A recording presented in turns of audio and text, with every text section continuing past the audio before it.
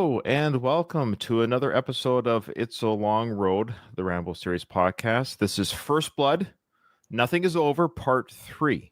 And with me today, I have first-time guest co-host Bill Persurchia. How are you doing? I'm doing very well. How are you?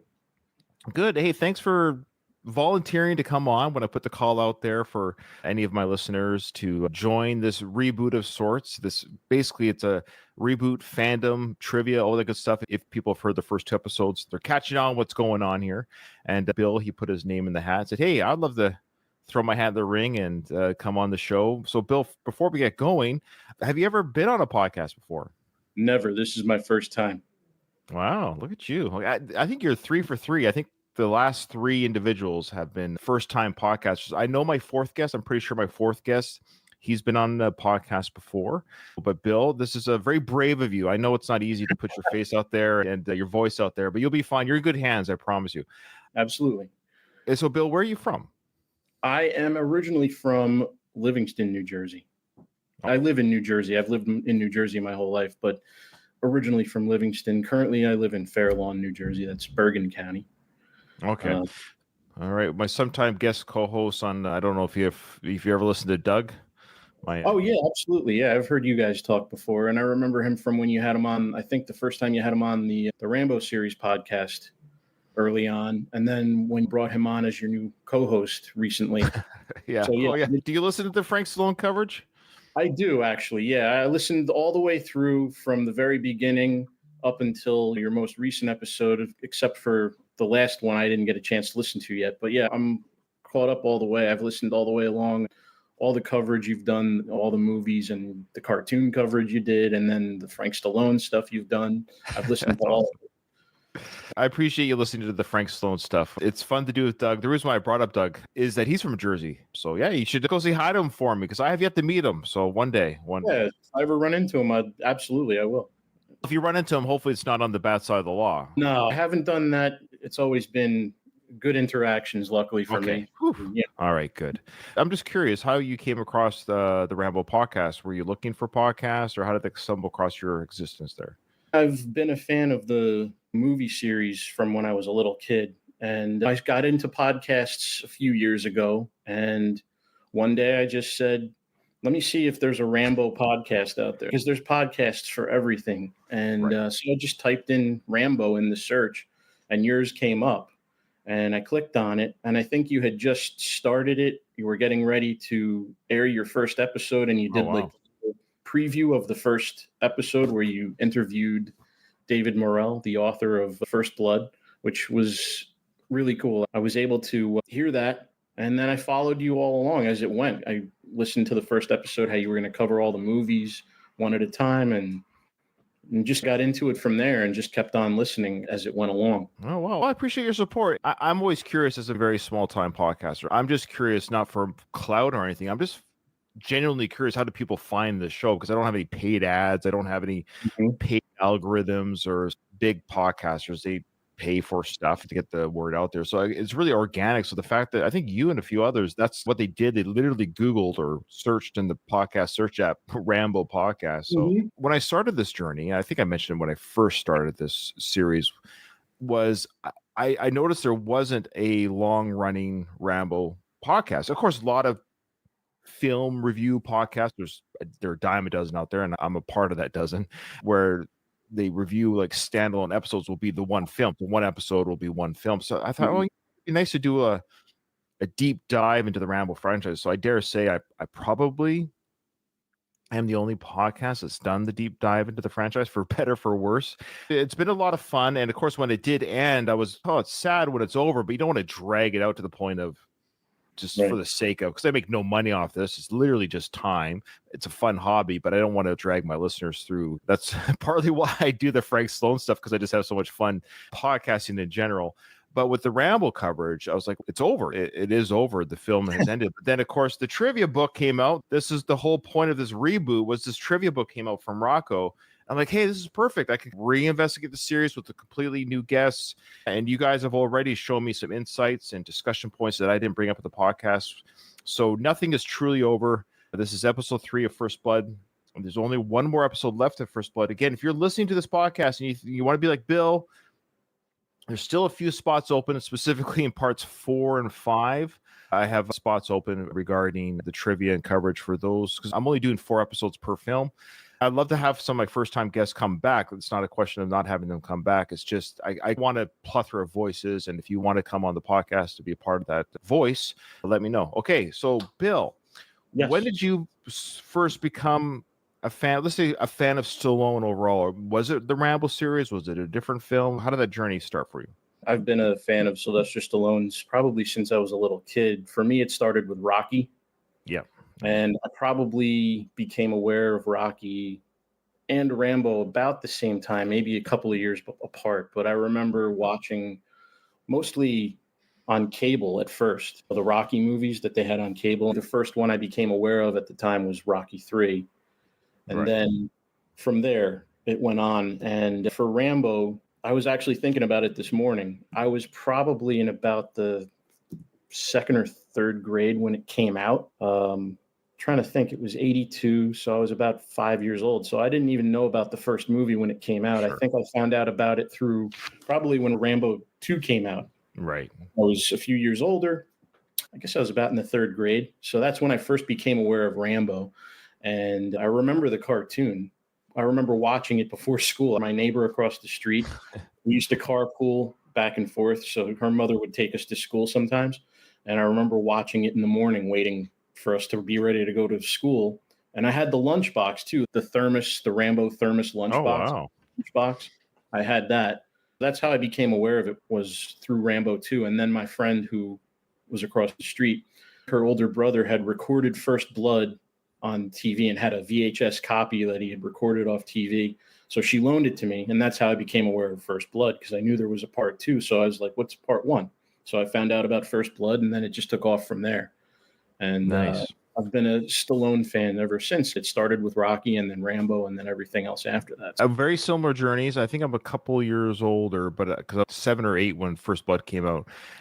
But like you, I think a lot of people were introduced to Rambo because of part 2. I know First Blood came out, but obviously first, but I think a lot of people were almost surprised that Rambo was a sequel to First Blood because it seemed like such a standalone action film in the 80s that, oh, hey, this is a sequel. Let's be honest, it really is such a different flavored film than the first film. Definitely. Yeah. I think even the Rocky franchise had that little bit of, like you talked about Rocky 3. Rocky 3 for me was the first one I saw in the theater.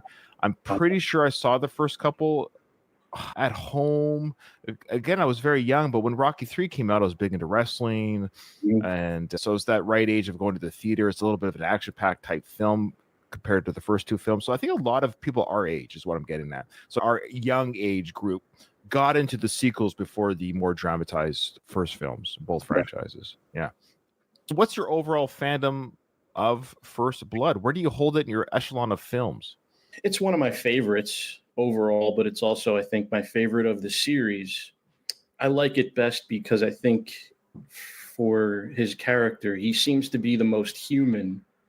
He shows the most emotion at the end when he has that final scene, but it's, of course, like just more, he seems the most human that he ever is in that film because it's not over the top too much. I suppose it could happen. It is a little crazy, but it's not as crazy as it gets later on. It gets more and more outrageous as it goes on into the series and the things that he does, but it's not inconceivable that first movie could happen to a person. His emotions, you can see, because he doesn't speak a lot in the movie. He doesn't have a lot of dialogue, but you can see a lot of emotion in his face. Yeah. How he reacts to things. It's all in his eyes.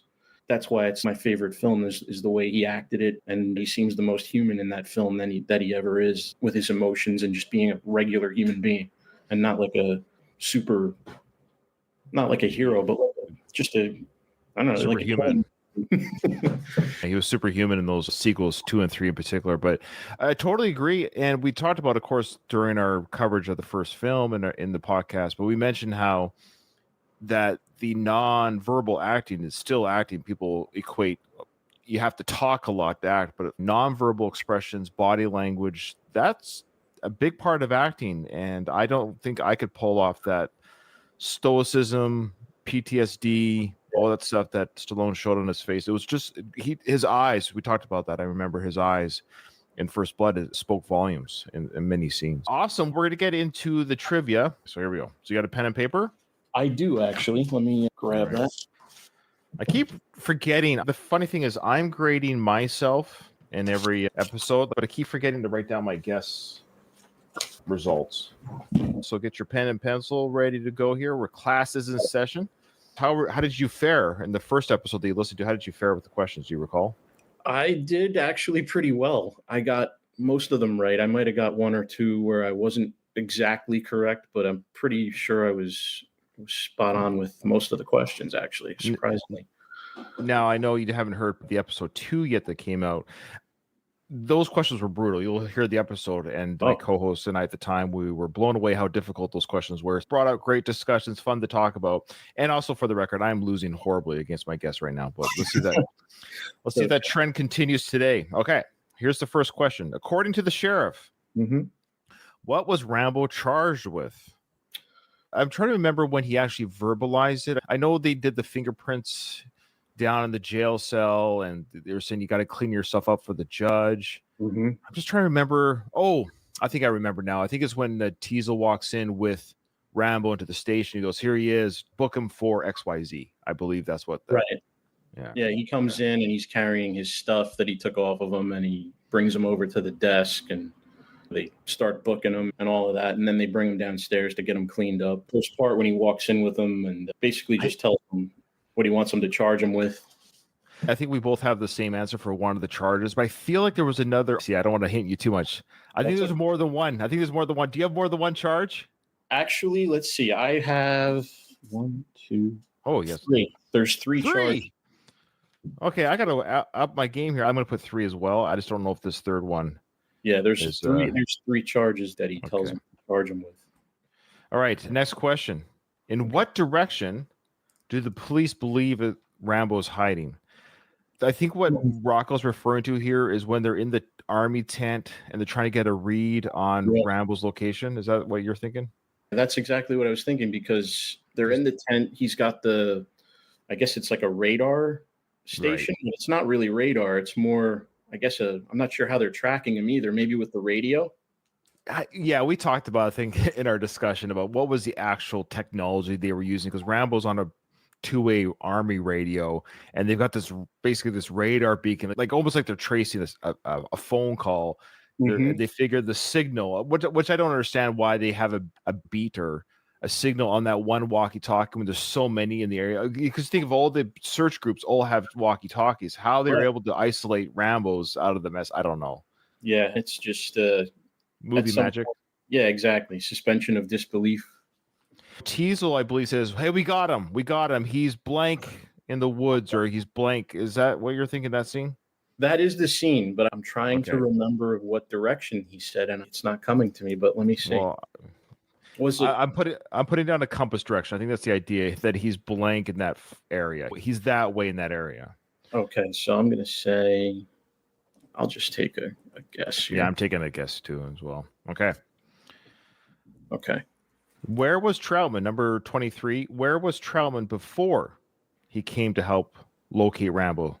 Okay. Now, I know he mentions a place, but I can't remember if it was the place that he was legitimately there before he came. Because didn't Rambo say he came to visit him as well at a place? Yes, he did mention there was a fort that he was trying to find him at, and he said that the people that he spoke to never knew where to find Colonel Troutman. They didn't know where he was. I think I've got, I don't want to say the name, but I think I have that name as that's where Troutman. No, that doesn't make sense, because if Rambo went there. Where he's been after that, he goes, "I've been here." And I guess that's nobody could get a hold of him. I don't know why exactly they couldn't get a hold of him, because you'd think the army would know where he was anyway. This is fun to at least talk it through a little bit, because I'm seeing the scene in my mind. Now, for the record, you just saw this film yesterday, right? I've seen it I don't know how many times. Of course. Life. I've watched it, I don't know, I'm exaggerating, millions of times it seems. And my wife has never seen any of the films. And so I've been slowly introducing her to a lot of them. We've just finished watching all the Rocky films, because she had never seen any of those. She was never much of a movie person, I guess, before I met her. I've always been a movie person. I've grown up watching movies and always loved them. Watched all the Rocky movies with her, and we watched First Blood for the first time, or for her first time, maybe about 3 weeks ago. And then I hadn't seen it again, and I refreshed my memory with it, watched it last night to refresh. But yeah, I've seen it so many times, I could probably tell you, even if I didn't watch it last night, because it's just yeah. I don't know why. No, it's fine. I've seen it many times too, but I just like anything, your memory's only what it is for so long. Yeah. The little details like what was that place? Where did he go? And I'm almost, I would say embarrassed, but I'm surprised about how much stuff I don't remember. The questions are hard. For example, I know you missed the last episode, but one of the questions last episode, let's see here. Oh, here's one. I'm actually curious if you remember. This one that threw me off and I got it wrong. Is Troutman a smoker? Oh. You just saw this yesterday, so this is what I mean. I'm trying to think, because there was a scene in the bar after all the craziness, and he was just having a drink. But I'm going to say no. I don't believe he is. I don't think. Well, no, wait a minute. Let me think. Now, is he a smoker as of like first movie you're talking about, or are we talking about? Yeah, this is First Blood questions. These are only First Blood questions. I'm trying to think, because for some reason I have in my head like a vision of him smoking a cigar or something at one point, but I don't think. Maybe. Oh, geez. All right, I'm going to just say I don't think he's a smoker, but I could be wrong. For some reason, like I said, there's an image of him with a cigar, but I don't know if that's from First Blood or not. I don't think it is. I'm not sure. See, this is what I love about memory. This is fascinating. And I only say it's not to point this out at you, because I've seen this movie like you 100 times since I was 8 years old. Yeah. And you're right about the bar. It's funny how your brain is like, the bar, Bill, the bar, because that's where he was holding the cigar. He was holding the cigar in his hand while he was at the bar. Okay. But I don't. He never puffed on it. He never puffed on it. You never actually see him take a puff off of it. You just, that's right. Okay, wow. So I guess he is a smoker. I was wrong. And I was wrong too, because when you think smoker, you're thinking puffing. Like we all say Arnold Schwarzenegger, of course, we see him puffing on cigars. When I think of Troutman, I'm like, do you ever see him like puffing on a smoke? Mm-hmm. It's what you remember, like you said, the little things that you remember, or that you think you remember, even that you see, but you're not sure. I guess he is a smoker, but you never actually see him. We never see him smoke. Yeah. I wonder how many of our listeners with that episode got it wrong as well, because now we're 2 for 2, me and you. I think my co-host, he got it, Simon, he got it right, I believe, but I think he might have chosen, I can't remember his reasoning. I think he might have just said, I'm going to take a while. Yeah, his thinking was, that's right, it's being asked because he is a smoker. Oh, okay. He took that angle. Like, he wasn't confident necessarily, but he was like, why is this question being asked if he's not a smoker? There's like a psychology to it. Yeah, almost. He took the psychology route behind that. Okay. That's cool. What is Rambo's reason for entering Hope? Finally, I get one. Oh, his reason. Okay. Yeah. He was looking for hookers. I think I did a meme a few years ago where it was the Rambo character walking in town, said, if you see this man enter your town, just give him a sandwich. Just, it solves a lot of problems. Just give him a bite to eat. Let him move on. Yeah. Yeah. All right. As Rambo walks into town, what do the 2 greeting signs on the Hope Archway say? Oh, that look, we have it on our picture here on our backdrop here. Okay. Yeah, I can't see it, so that's okay. I'm gonna try to remember. Let me see. It's, okay. So we have a bit of a cheat here. I apologize to Rocco. No, that's okay. I really can't see it because I think our cameras are blocked. Well, actually, really? You know what? I take that back. It's blocking the part of the bottom sign, but the top one is. Yeah, so there you go. If you want to give me an extra question to cover, that's fine. I'll. No, it's blocked for me as well, but I believe I know what it says underneath. So yeah, we have the top part. So again, for our audio listeners, what I'm referring to, we're recording on StreamYard, which goes onto YouTube for our visual people. Watch this on YouTube as well. I used the backdrop of the Rambo walking into town, and we see there, yes, gateway to Holiday Land. So we see it. So that's what I'm trying to show Rocco. But there's a sign that's hanging underneath that our cameras are blocking. I believe we'll just do that for the point there, Bill, because it's blocked for both of us. So if we both get that, yeah. All right, next question. Oh yeah, I guess we should say you probably may or may not remember, but yeah, this is my home province of Canada. I'm from British Columbia, Canada. So when I was a kid, we used to drive through Hope a lot because we'd have relatives who live in Alberta, which is the neighboring province to the east of British Columbia. So we drive through Hope all the time. And every time we drove through, of course, as kids, that's where Rambo is. We just got, to us, it was like Disneyland. It really was like Disneyland as kids. That's very cool. I do remember you talking about that. You had actually visited it recently after starting your podcast, and I've seen videos on YouTube. Other people have taken trips up there, and maybe one day I'd like to come up there and just check it out, because it seems like a small town, but they embrace the connection to Rambo, and it would be cool to see the statues that they have up there, the carved statues they do. They have one of Rambo and I think one of Teasel up there. Yeah, it's a pretty quick visit. People have made it from across the world.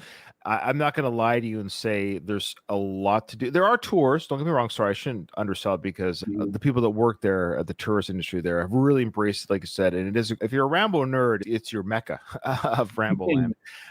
But it is a beautiful part of Canada. And if you go there in the summer, spring, like between May and June, maybe a little bit of July, because it can get pretty hot there too. It's a great part of Canada and the beautiful province. That's my home province. But I live, and I'm from Victoria, which is Vancouver Island. But anyways, yeah, we traveled to Ottawa, where I live now. I'm in the military, so our family traveled for the move for me to work here for a few years. But we're going to be going back in the summer 26 back to the island. And yeah, we'll be making our stop, of course. So we're going to have to make another stop. Yeah. I've only been to Canada once, not a couple of years, more than a couple now. Feels like it was only a couple of years ago, but with my uncle, we took a trip to Montreal and Quebec. I'm sorry. So I'm not sure where that is in relation to Hope, if it's anywhere near there or not. But no, it's the equivalent of, like, I'm only 5-hour drive north of New York right now, where I live right now. So to drive to where I am to Hope, it's like an 8-day drive. It's all across the country. So it's like driving from New York it's like driving from New York to Portland. Oh, wow. Okay. So it's like going across the country then. Yeah. Oh, wow. Okay. So I was nowhere near. I don't feel too bad about it that I missed. But you missed it. You're in the right country. Still a ways off from being anywhere near it, though. Yeah. It's a healthy flight. Yeah, you'd have to fly. You could drive, but you just better plan a couple of weeks. Okay. All right. The next question. Okay. How much time does Lieutenant Clinton Morgan give Rambo to come out of his hiding place? Oh, yeah. Well, I can hear his voice, too. There's two answers I'm thinking of that it could be. I'm trying to say, okay, I think I know what it is. Now, I should give you bonus points if you say it properly, not just the time. No. Got it. I'll take that. Because I mentioned that in the first episode. Do you feel, Bill, that sequence of the National Guard was too goofy for the tone of the film? I could see the necessity for it, because I think if that had really happened, they probably would have brought in National Guard or reserve units to find this guy, or it would have been, who knows, it would have been the FBI, it would have been, who knows, they would have had like a huge, probably concerted effort. But they brought in the National Guard, and the guys that they brought out, not all of them, but the ones they focus on in the big scene, are regular guys that work in town, and they're not full-time, so they're not really, I guess, too invested in it. And I guess they're a little goofy because they don't really take it seriously. It's like a trip to them almost, the way they seem when they're there, and they're being really loud too, yelling, talking to each other. And if this was the real deal, they'd probably be very quiet, because they don't want to give away their position. They don't want Rambo to know that they're there looking for him, but they're being real loud and they're taking photographs, and they do seem a little goofy, but not too much, not so much that it was a good scene. It was a funny scene, like, in a way, but also it was interesting to move the plot along. I agree with the civilian part of you. That's a good angle. I can appreciate that. They are reservists. We call them reservists here in Canada, meaning they might have other jobs. This is the weekend. That's why they're called weekend warriors. The idea that they are available for natural disasters or this kind of thing. And they're not Monday to Friday or 365 days a year. They're focused on military life, so to speak. They basically put on the uniform, not like a costume, but it's, oh, hey, we're on call. And like a volunteer fire department, almost like, oh, we have a fire, we better get dressed and go. So they were probably just excited, maybe giddy, that they get to do something in the small town where they, hey, we actually get to chase a bad guy. We got this crazy war veteran who's gone rogue. He's gone like anti-American, as they're thinking, or he's fighting the country. We got to take him down. So they probably got a little bit giddy. We talked about how they might be excited. That's fine, that they get to do something, and maybe careless with their excitement. But the whole give that man a cigar and I don't know, and then the bullseye is just carnival or a little. Yeah. And I think they did that on purpose, though, to show you that they're a little inept at what they're doing because they don't take it seriously. They're not following exact protocol of how they would really approach a situation like that if it was anybody else. But yeah, Well, mission accomplished. They showed it already. Mission accomplished. They were a little goofy, but I could see why they put that in the movie. There was a reason why they did that. I agree. It's 2/3 the way through the film. We're just nearing the end part where, Rambo destroys the town. So it's one last light moment before poop hits the fan. Yeah. Right. Oh, okay. What does Rambo say he uses his knife for? Great scene there when Teasel pulls him over and frisks him. And we'll talk about the answer when we get there. But okay. What is the name of the machine the police used to run Rambo's name? Aha! I remember talking about this on the show. Okay. I'm trying to think. I know what we would call it today, probably, but they didn't call it that then, I don't think. Or their machine was it. I think I have it.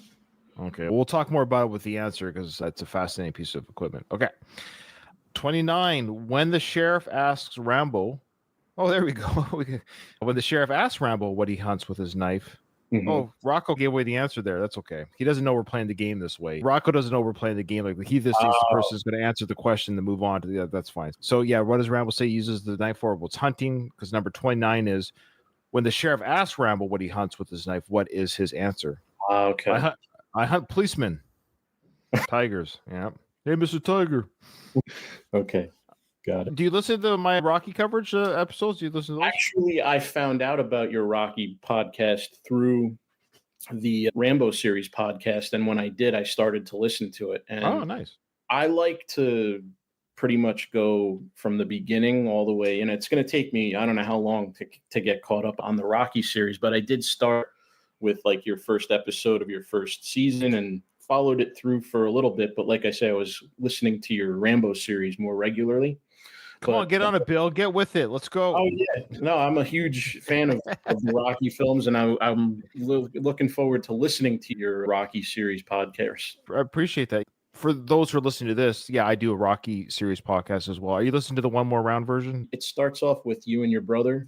Oh, you're listening to the first one. You're listening to Going the Distance. I went right to the beginning, and I started. Oh, wow. It's you and your brother, and then I think as it went along, and I'm not too far along into it. I might be through the first film, and I think I'm into the Rocky 2 episodes, but you start bringing guests on at that point, I think. But it's always, I think, in the beginning, it's you and your brother, which I thought was really cool. Those are the early days, my friend. So, Bill, you're really going back into the archives. So, again, if you're listening to this, you're like, I have a podcast right now that's currently being recorded with Katie and Kyle, my co-host for that, called One More Round, the Rocky Series podcast, which just means what it sounds like. I retired or finished the Rocky franchise with my brother and ended up with doing it with Katie and Kyle because my brother, spoiler alert, Bill, my brother's semi-retired. You ever think about retiring? And so my brother retired from podcasting. He tapped out. He had not in a bad way. His life got busy, just family, job, and he wanted me to continue. So basically Kyle came on as a co-host, and Katie, you'll see how that transitions when you listen. But anyways, I say all that because when I was done, I had a good time with Katie and Kyle, and they were bringing on fresh new perspectives. And I'm like, I feel bad for them. They never got to start at the beginning. So I'm like, fine, I'll do it one more time. So that's why I started the One More Round, the Rocky Series podcast, because I got to do with them again. So that's what started this journey with the Rambo. I was like, oh man, it's done. But I feel like there's more to say. And that's why we're doing the Nothing Is Over version of It's a Long Road. Boy, those first episodes with my brother, they're terrible. I'm surprised you got through them. For me, it's cool because it's like, you're sitting around, you're sitting in your living room, or you're sitting with your friends, or you're sitting with your family, and you're just talking about the movies that you love. And I do that with my uncle all the time. We're always throwing lines from movies back and forth to each other, and movies we've seen a million times. And we'll reference things, and nobody understands what we're referencing but us sometimes. But I get it. That's the feel I like about your show, is that with all your guests, it's so conversational and it's very organic and natural. It's not like you're looking at a script. You're just talking and having a conversation and hanging. It's almost like you're just hanging out with your friends or with your family, like I say, and you're just talking about the movies you guys love, which is great. Yeah, there's no script. It's very obvious we're not prepared for anything. All right, last question. Okay. True or false? Does Troutman say Rambo is trained to eat things that would make a sheep puke? Okay. All right. Funny. Okay. Drum roll, please. Here we go with the answers. All right. Okay. So, what did you get for number 21? According to the sheriff, what was Rambo charged with? Okay, so he was charged with vagrancy, resisting arrest, and carrying a concealed weapon. What do you got? I want you to book this gentleman for vagrancy, resisting arrest, carrying a concealed weapon. Bingo. And you got it in the right order, too. Good job. That's what I wrote as well. I almost just put vagrancy, but I was like, oh, yeah. As I was talking through the scene, I was like, oh, yeah. Teasel went on. He goes, I want you to book him. Because I think they're trying to run the gamut on him at that time. Book him for they're throwing the book at him because he doesn't like him from the jump as soon as he runs into him. And so he's just charging him with anything he can charge him with legitimately, but still he could have gave him a break on a couple of things, but ultimately charge him for long hair. Yeah, needing a bath and a haircut. All right. Oh, I got it. What direction? All right. Please believe Rambo's hiding in. Honestly, I couldn't remember at all, and I just took a guess. I'm going to say northeast. Oh, you're halfway there, brother. Northwest. That's it. But they don't want any more trouble. He's northwest. Oh, no.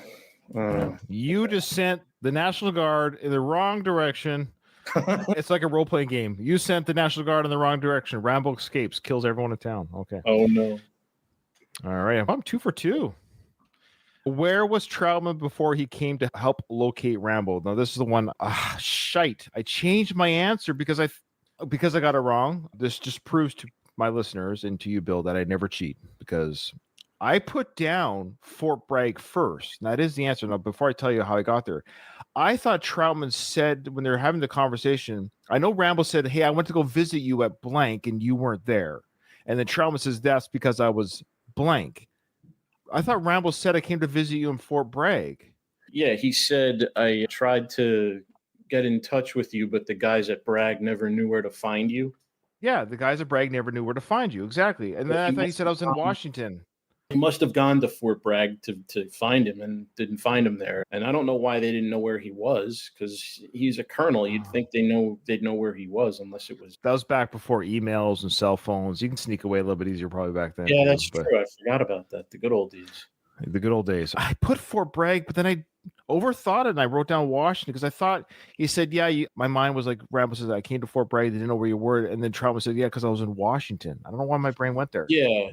Oh, he says for my answer, I wrote, he said, I've been in DC. I'm shining a seat with my ass or something. Yeah. Like that. Where'd you come from, sir? Bragg. I tried to get in touch with you, but the guys at Bragg never knew where to find you. Yeah, well, I haven't been spending much time there lately. They've got me down in D.C. I'm shining a seat with my ass. So that's what's confusing to me. So I'm not trying to steal a point here. Where was Troutman before he came to help locate Rambo? So that's I think you're right, though. Ultimately, he was in Washington. I'm gonna have to revisit that scene. The answer is Fort Bragg, and I love Rocco, but we did this trivia journey with the One More Round podcast, just FYI. So that's how and there was questions that young Rocco got wrong that we proved with the film. So this one's tricky because it's the wording. I know the problem is Troutman was in Fort Bragg at some point. Yes, you could argue before he came to find stationed there, and then for whatever reason he went to DC. And that's the argument you could put in court. You're right that he was stationed in Fort Bragg, but during Rambo's inquiry of where Troutman was, it was at that time that he was in DC. But the term polishing a seat for some would indicate that he's sitting there for a while. Yeah, he's sitting at a desk, so he's not out in the field. He's not, I guess, doing stuff with his men. I said Washington D.C. You said Fort Bragg. Rocco says Fort Bragg, but that's what I thought. That's what I mean. My brain went. He wasn't there because he was somewhere else afterwards. In a way, I guess you'd say both answers are correct, but I would say, D.C. is. I think your answer is correct. D.C. is where he was the latest, or where he was the most recent before coming to. Yeah. I think, you know what? This is a mulligan. We're going to call this a mulligan. We both got it right. Because he was in both places. Whether or not he was stationed or it doesn't matter. Like at some point, he was there physically at some point before he came to rescue Rambo. Okay. Yeah. All right. The next question. This is easy. What was the reason? I didn't even write it down for entering Hope? Why did he come to Hope? He had to find Delmar Berry. He was looking for his friend.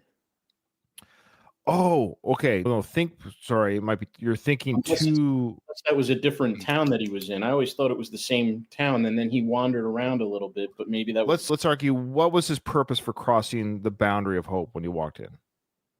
I guess he was just passing through. At one point, he asks the sheriff, "Do you have any place I can eat around here?"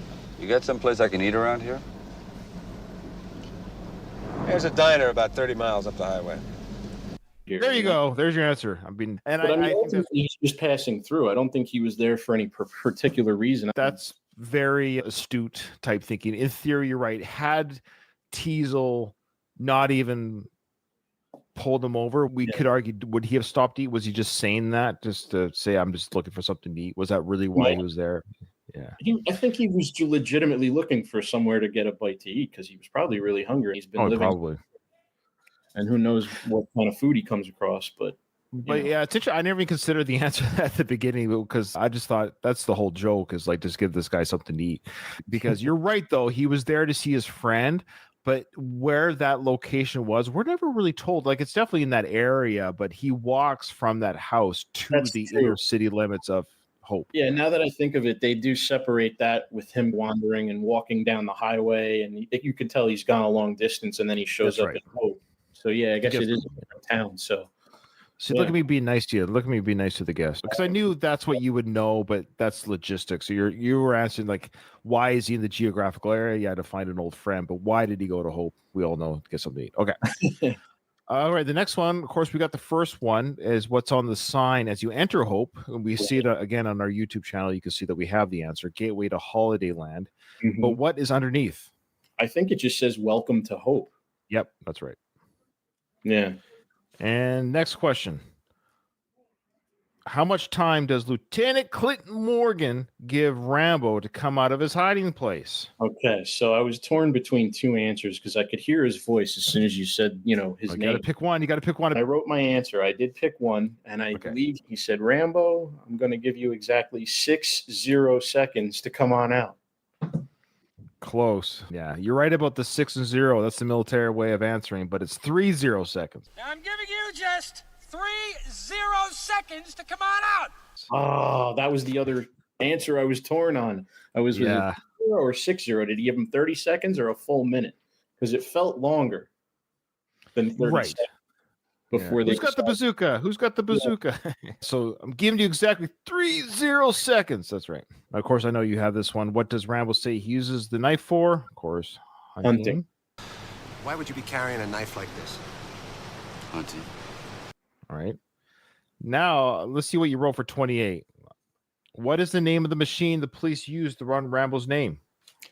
It's called the teletype. Yes, you got it, brother. Listen, Will, you sure picked one hell of a guy to mess around with. This came over the teletype a few minutes ago. Okay, when Teasel asked Rambo what he hunts with his knife, what's the answer? Name it. What do you hunt with a knife? Name it. There you go. That's a great line. If I was to write this film and I was given the task to answer Rambo's question, I don't even know if I would have come up. Maybe I would have come up with anything or something to that effect, but the two words "name it," that's a great answer.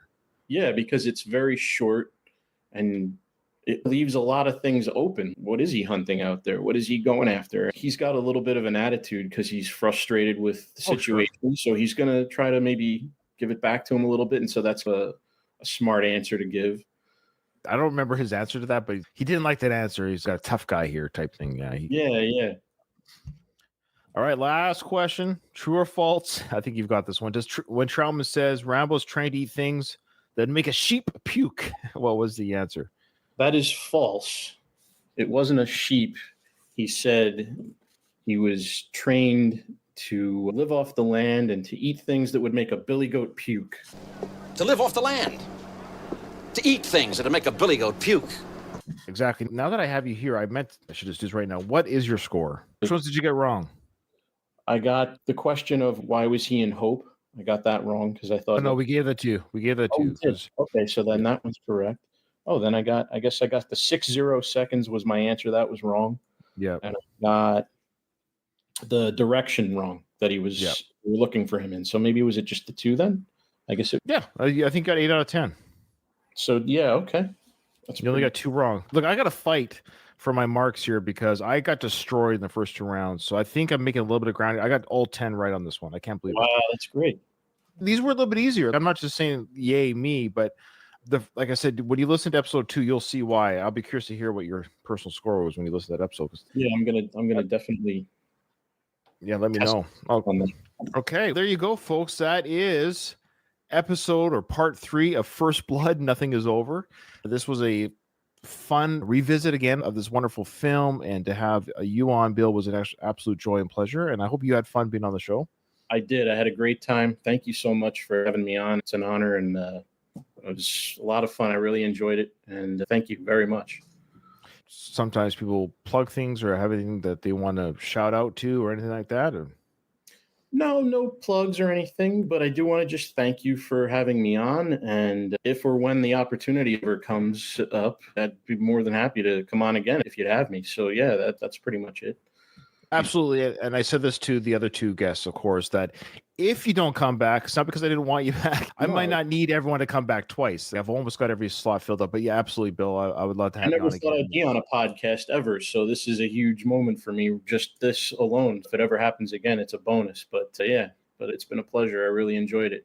So again, Bill, thank you so much for coming on. It was an absolute pleasure to meeting you and having you on this episode. But unfortunately, this episode is over. Nothing is over. Nothing. You just don't turn it off.